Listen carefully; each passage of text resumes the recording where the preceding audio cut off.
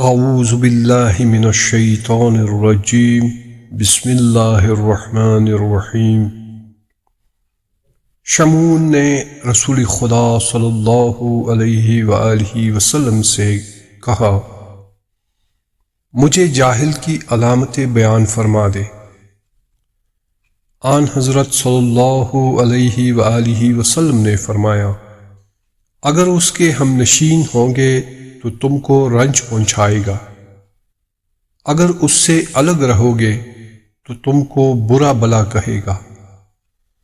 اگر کوئی چیز تم کو دے گا تو احسان جتائے گا، اگر تم اس کو کچھ دو گے تو ناشکری کرے گا، اگر اس سے کوئی راز کی بات کہو گے تو اس کو فاش کر کے تمہارے ساتھ خیانت کرے گا، اگر اس سے تم نے کوئی راز کی بات کی تو افشائے راز کا الزام تم پر رکھے گا، اگر بے نیاز و مالدار ہو جائے گا تو مغرور سرکش ہو جائے گا اور سختی سے پیش آئے گا،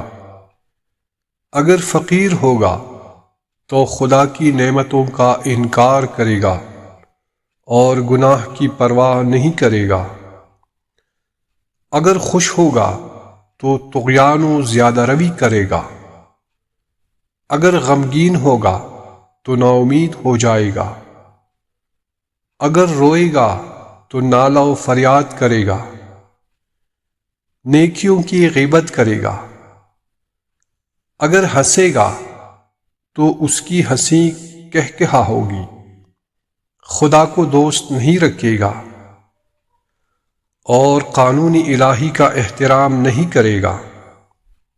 خدا کو یاد نہیں کرے گا، اگر تم اس کو خوش کر دو تو تمہاری تعریف کرے گا اور تعریف میں لاف و گزاف سے کام لے گا، جو باتیں تمہارے اندر نہیں پائی جاتی تمہاری نیکیوں کے عنوان سے تم میں گنوائے گا، اگر تم سے ناراض ہو جائے تو